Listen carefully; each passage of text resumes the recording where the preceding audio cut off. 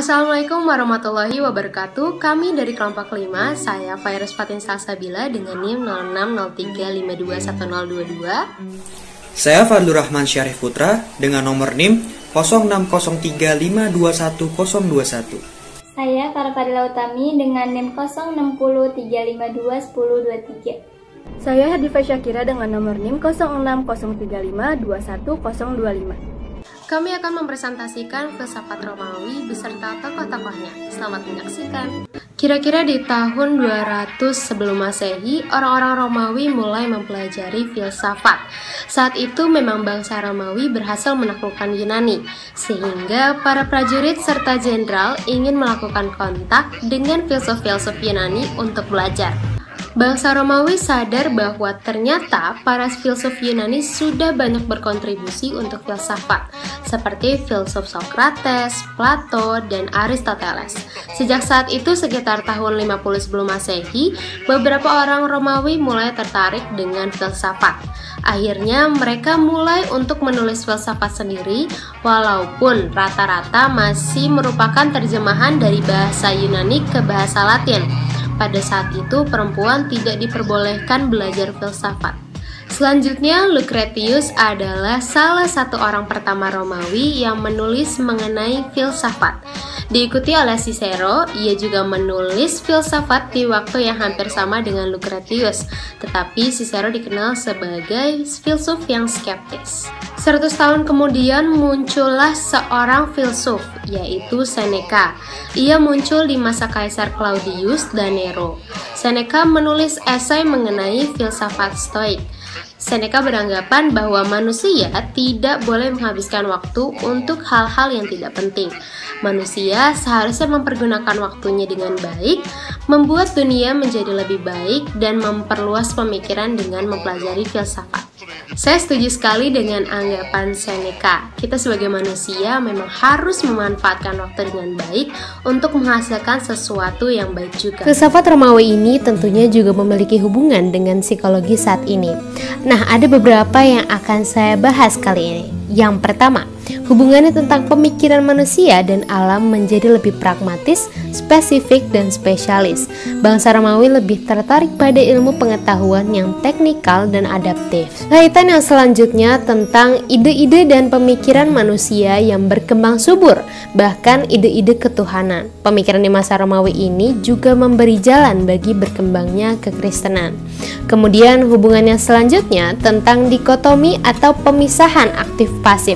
Apakah jiwa atau yang menggambarkan manusia ini adalah unsur yang pasif dan hanya bisa memberi reaksi, dan juga ada dikotomi antara passion dan reason. Lalu melalui filsafat Romawi ini, manusia dipandang sebagai makhluk yang kehidupannya didorong oleh usaha untuk mencari cara menguasai keinginan fisik melalui penolakan dunia material dan mencari kebenaran dalam alam dan Tuhan.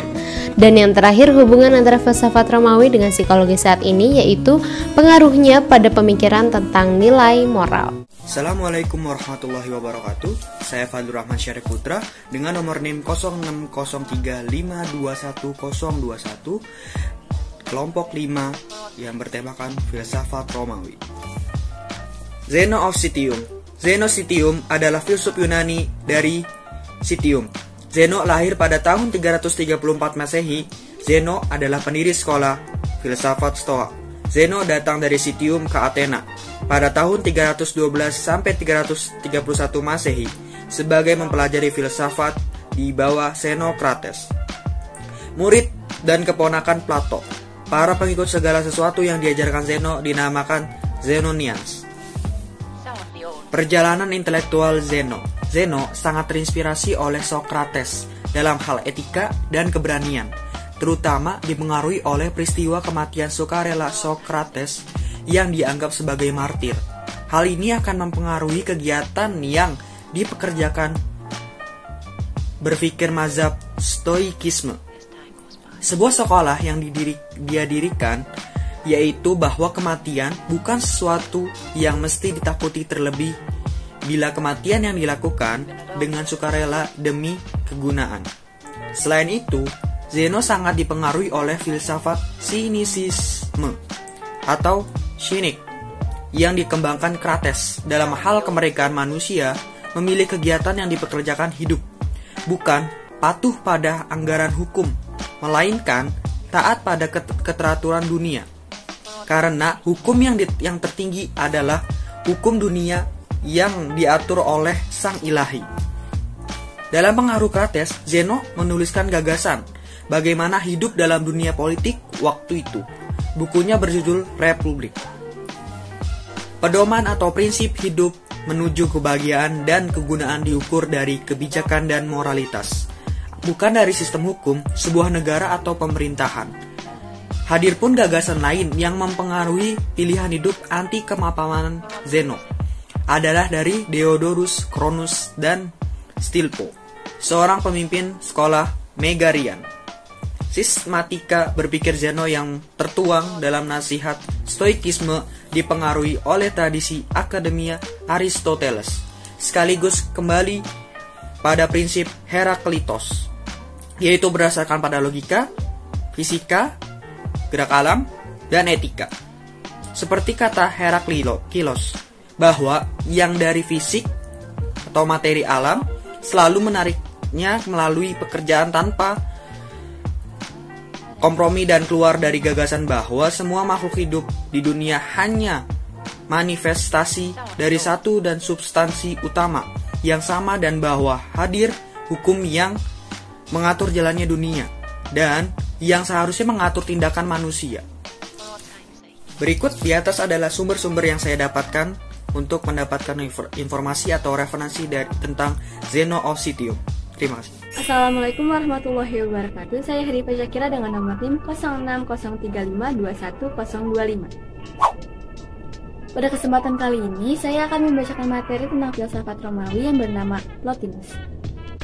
Plotinus dilahirkan pada tahun 205 sebelum Masehi di Mesir, tepatnya di daerah Nikopolis, dan meninggal pada tahun 270 sebelum Masehi. Ia membangun sebuah sistem yang disebut Neoplatonisme, yang dimana Plotinus menjadikan pemikiran Plato sebagai inspirasi utamanya. Pada tahun 232 sebelum Masehi, ia pergi ke Alexandria untuk belajar filsafat pada seorang guru yang bernama Antimonius Sakas selama 11 tahun. Pada usia 40, ia pergi ke Roma, dan di sana ia menjadi pemikir terkenal pada zaman itu. Ia memiliki 54 karangan yang dikelompokkan muridnya yang bernama Porpori menjadi 6 bagian yang disebut Enid. Dan berikut ada beberapa pemikiran Plotinus. Yang pertama ada Plotinus percaya terhadap 3 hal, yaitu yang esa, intelektual, dan jiwa. Dan yang kedua ada Plotinus mengombinasikan cara praktis dan ajaran mistis yang berpengaruh pada teologi Kristen. Dan yang ketiga, ada Plotinus berpendapat bahwa jiwa itu bebas, karena jiwa manusia sebagian dari jiwa ilahi. Artinya, segala perbuatan harus disertai dengan tanggung jawab, sebagai konsekuensi kebebasan tersebut. Selanjutnya ada sistem metafisika Plotinus. Seperti yang sudah saya sebutkan tadi, ada yang esa, intelektual, dan jiwa. Atau dalam bahasa Inggrisnya adalah the one, the mind, and the soul. The one, yang esa. Yang esa merupakan cahaya di tengah kegelapan. Yang esa ada dari sebelum semuanya ada dan sumber realitas. The mind atau intelektual itu adalah yang menjadi sumber dan landasan materi dunia yang disebut form. Dan yang ketiga ada the soul atau jiwa. Jiwa yang berhubungan dengan pikiran dan rasionalitas. Dan yang terakhir ada beberapa sumber yang saya dapatkan untuk materi kali ini, yaitu adalah filsafat Romawi yang bernama Plotinus. Marcus Tullius Cicero atau yang biasa dikenal dengan Cicero lahir pada tanggal 3 Januari 106 sebelum Masehi di Arpinum, sebelah tenggara Roma, Italia. Kemudian ia wafat pada tanggal 7 Desember 43 sebelum Masehi. Cicero merupakan seorang filsuf dan juga orator yang mempunyai banyak keterampilan. Ia handal dalam retorika, pengacara, penulis, dan negarawan Romawi kuno yang umumnya dianggap sebagai ahli pidato Latin dan ahli gaya prosa. Ketika Cicero muda dulu, ia mempelajari aliran filsafat yang berkembang pada masa itu. Ada Stoa, Epikureanisme, dan para filsuf dari akademi. Saat itu Cicero mempelajari 4 aliran filsafat yang ada pada saat itu. Cicero juga menjadi tokoh besar mazhab filsafat Stoa atau disebut juga dengan Stoikisme yang terkenal di abad 4 sebelum Masehi sampai abad 2 sebelum Masehi. Cicero juga mampu mengkombinasikan ambisi filsafat retorika gaya Romawi dengan gaya Yunani. Cicero memiliki banyak sekali karya filsafat. Tentunya karya yang ia buat sangatlah terkenal dan juga berpengaruh. Karya yang pertama adalah pidato-pidatonya yang berjumlah 57 tulisan. Lalu terdapat karya-karya filsafat, retorika, dan surat-surat yang tercatat berjumlah kurang lebih 800 dan sampai saat ini masih tersimpan dengan baik. Kemudian didapat dari sumber lain juga bahwa pada Juli 43 sebelum Masehi terdapat lebih dari 900 terselamatkan dan 435 diantaranya ditulis oleh Cicero sendiri. Cicero juga memiliki 4 koleksi surat. Keren sekali. Selain sebagai seorang filsuf, Cicero juga sebagai penyair. Ia menerbitkan puisi-puisinya dalam bahasa Latin. Sebagai seorang filsuf, akhirnya Cicero mulai serius dalam menulis karya-karya filsafatnya di tahun 54 sebelum Masehi. Dalam kurun waktu 2 tahun, ia sudah menyelesaikan banyak karya. Karya awalnya berjudul De Republica dan De Legibus. Saat itu kondisi politik memang sedang tidak beraturan dan juga kacau, maka terjadilah perang sipil yang kemudian saudarinya sendiri menjadi salah satu korban dari peristiwa tersebut. Tentunya Cicero merasa kehilangan atas kejadian tersebut, tapi itu tidak menghalanginya untuk terus membuat karya.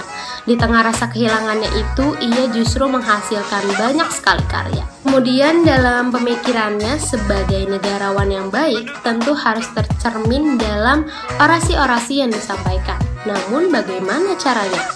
Sebagai orator tentu ia harus menyampaikan orasi dengan baik untuk memberikan rasa aman kepada rakyat dan dapat menyatukan rakyatnya juga.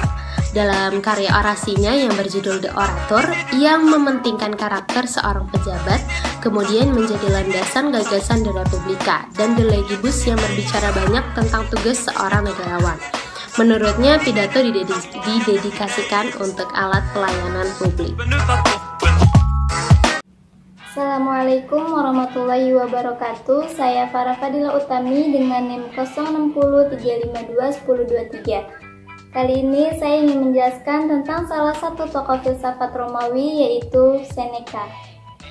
Lucius Annaeus Seneca, lebih dikenal sebagai Seneca saja atau Seneca muda, kira-kira hidup pada tahun 4 sebelum Masehi sampai 65 Masehi. Ia adalah seorang filsuf stoik, penulis drama Romawi, penasihat Kaisar Roma yang kejam, yaitu Nero. Seneca dilatih dalam bidang retorik dan diperkenalkan kepada filsafat Stoik Helenistik oleh Attalus dan Sotion. Seneca terkenal dengan stoicismnya.